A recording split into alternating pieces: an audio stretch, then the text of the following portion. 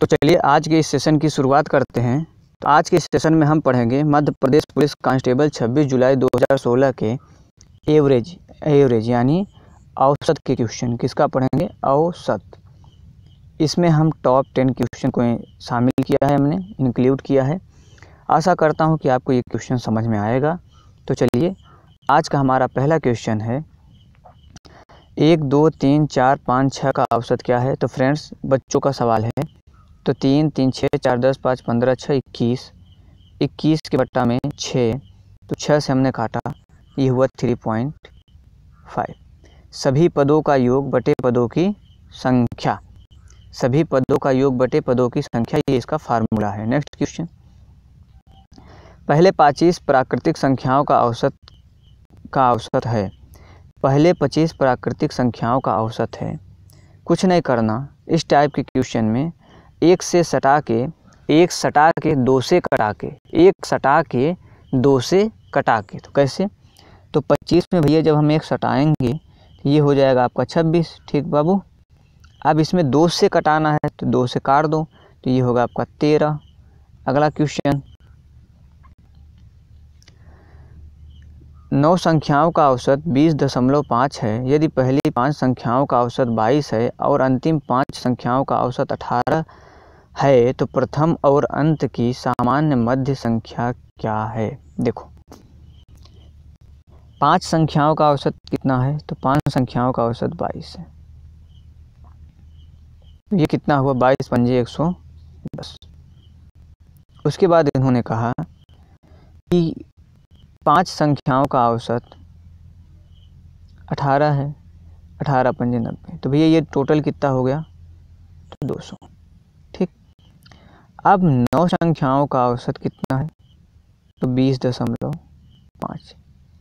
इसका जब आप मल्टीप्लाई करोगे तो ये होगा 184.5। ठीक। अब आप 184.5 माइनस करोगे तो ये होगा बेटा आपका 15.5। ठीक। ऑप्शन नंबर ब। फिर से 5 संख्याओं का औसत 22 है, तो 22 पंजे 110। फिर 5 संख्याओं का औसत 18 है, तो 18 पंजे 90। इन दोनों संख्याओं को हमने ऐड किया, ये हुआ बेटा 200। 200 में से हमने 184 घटा दिया, ये हुआ 15.5। नेक्स्ट क्वेश्चन,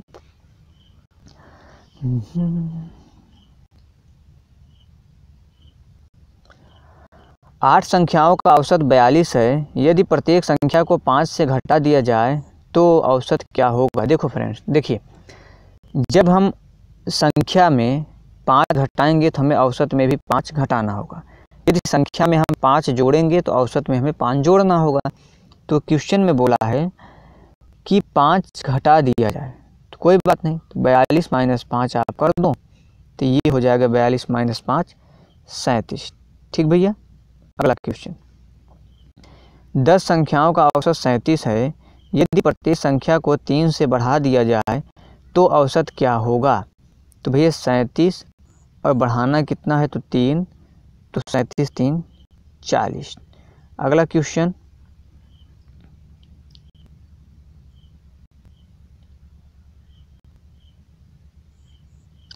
11 संख्याओं का औसत 50 है। यदि पहली 6 संख्याओं का औसत 49 है और अंतिम 6 संख्याओं का औसत 52 है, तो छठी संख्या क्या है? ठीक। देखिए इन्होंने कहा है कि 11 संख्याओं का औसत 50 है। ठीक। और 6 संख्याओं का औसत 49 यानी 49 है।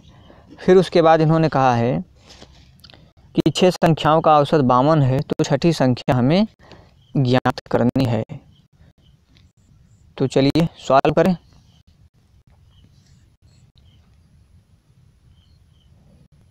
तो 11 संख्याओं का औसत 50 है, तो 11 संख्याओं का औसत 50, 11 पच्चे 55, 550। ठीक भैया। फिर उसके बाद उन्होंने कहा कि 6 संख्याओं का औसत 49 है। 6 संख्याओं का औसत 49 है, ये कितना हो जाएगा आपका? 294। कितना होगा? 294। फिर उन्होंने कहा है कि 6 संख्याओं का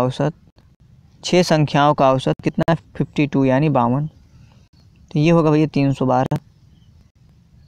आप इन दोनों को ऐड कर लो, तो ये हो जाएगा 606। आप 550 और 606 नहीं, 11 पचे 55, 550 ही होगा ना,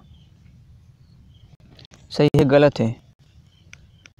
11 का पहाड़ा आप पढ़ो तो 11 गुणे 50 जब आप करोगे तो 11 पचे 55, 550 ही तो होगा। 550 और 606 का अंतर आप देखो तो कितना होगा आपका, तो 550 और 606, तो ये होगा आपका 56। 550 और 606 कितना होगा, 50 6 56। अब इसको तो हमने बेसिक से किया, अब ट्रिक कैसे लगाएंगे तो देखो, इस टाइप का क्वेश्चन जब बने तो आपको क्या करना है, देखिए 50 इधर आपका होगा 49 और इधर होगा आपका 52, इसका अंतर होगा +2 और 2 में अपन 6 का भाग गुणा कर देंगे तो 6 दूनी 12, तो ये प्लस का 12 हो गया। ठीक भैया, इधर माइनस में है तो -1 × 6, तो 6 का नम 6, तो ये हो जाएगा आपका 50 प्लस ब्रैकेट लगा दें, आप चाहो तो मत लगाना एग्जाम में, लेकिन मैं यहाँ थोड़ा समझाने के लिए लगा देता हूँ।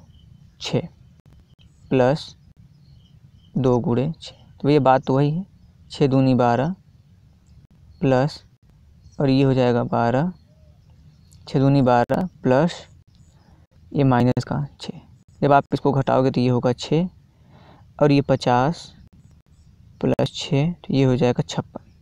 कितना अच्छा सवाल था ना। हमें क्या करना था, कुछ भी नहीं करना था, ये था अपने पास प्लस का 12 और माइनस का 6, ये प्लस का 12 और माइनस का 6 प्लस प्लस माइनस माइनस होगा, तो ये हो जाएगा आपका -6, तो जोड़ना किस में है, 50 में, तो 50 6 56 डायरेक्ट कर देते आप। ठीक, आगे बढ़े। अगला क्वेश्चन है 50 प्राकृतिक संख्याओं का औसत क्या है। फिर वही सवाल है कि भैया 50 प्राकृतिक संख्याओं का औसत क्या है, तो क्या करेंगे, 1 सटाएंगे 2 से कटाएंगे, तो देखिए 50 में 1 सटाएंगे हम तो कितना होगा, 50 में जब हम 1 सटाएंगे तो कितना होगा, 51 होगा ना, तो भैया 51 से जब हम 2 का भाग दे देंगे तो ये होगा 25.5। 51 में जब 2 से भाग देंगे तो ये होगा 25.5। आया बात समझ में, क्या किया, 50 था तो हमने एक धई रगड़ के सटा दिया 1, तो ये हो गया भैया 51, 51 से हमने 2 का भाग दिया, ये हुआ 25.5।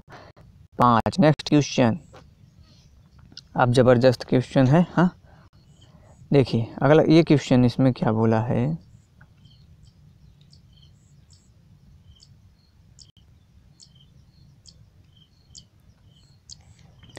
सोलह लड़कों का औसत वजन 55.25 किलोग्राम है। अच्छा सवाल है, 16 लड़कों का औसत वजन 55.25 किलोग्राम है, कौन बात नहीं, 16 लड़कों का औसत वजन 55.25, कोई समस्या नहीं। 55.25, इसका मल्टीप्लाई हम करेंगे 16 में तो ये होगा आपका 884, कितना हो जाएगा भैया 884, आराम से करें, हाँ आराम से करें। फिर बोला कि 8 लड़कों का औसत वजन 50.15, अब सिलो इतना सिलो। ठीक, अब जब 50.15, तो इसका जब मल्टीप्लाई करेंगे हम किस में, 8 में, कितना है 50.15 × 8, तो आप करो 8 पंजे, ये होगा, इसमें जब आप इसका मल्टीप्लाई करोगे तो ये होगा 401.2। ठीक, अब 401 और 884 ऐड करोगे तो आपका आएगा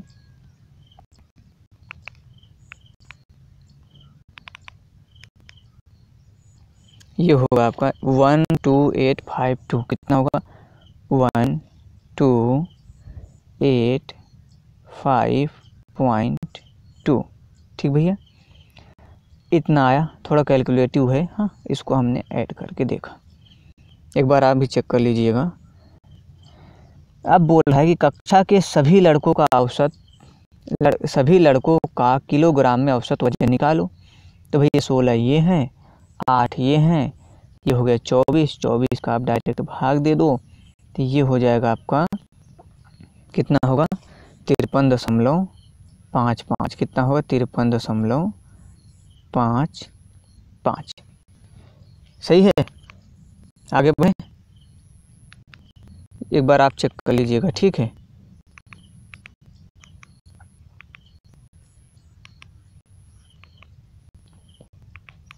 अगला क्वेश्चन समझ में आया? ये देखो 16 का हमने मल्टीप्लाई किया 55.25 में, दिया 884। फिर 8 लड़कों का 50.15 किलोग्राम है, तो 8 लड़कों का 50.15 किलोग्राम हमने इसमें मल्टीप्लाई किया, ये आया 401.2। हमने इन दोनों संख्याओं को ऐड किया, दिया 1285.2। तो हमने पूछा क्या था उन्होंने कि सभी लड़कों का औसत किलोग्राम में औसत वजन निकालो। तो हमने भैया 16 और 8 24 को ऐड करके काट दिया, ठीक। तो ये आया 53.55। नेक्स्ट क्वेश्चन, 1 से 100 के बीच की संख्याओं का औसत जो 7 से बहुगुण है। ये 7 से बहुगुण का मतलब समझते हो, बहुगुण का मतलब होता है मल्टीपल, ठीक, मल्टीपल। देखिए 7 का 7, 7 दूनी 14, ये जाएगा 14 सते 98। कहाँ तक जाएगा 14 सते 98। तो ये होगा आपका 14 सते प्लस ये 98 तक जाएगा। तो आप इसको जब ऐड करेंगे टोटल, तो ये होगा 735 बटे 14, काटो, तो ये होगा 14 पंजे 70, 2 5, ठीक। नेक्स्ट क्वेश्चन,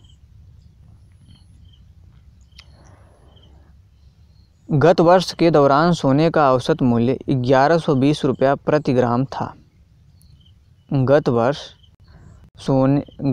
के दौरान सोने का औसत मूल्य 1120 रुपया प्रति ग्राम था। पहले 5 महीनों में औसत 1105 रुपया था। अगले तीन महीने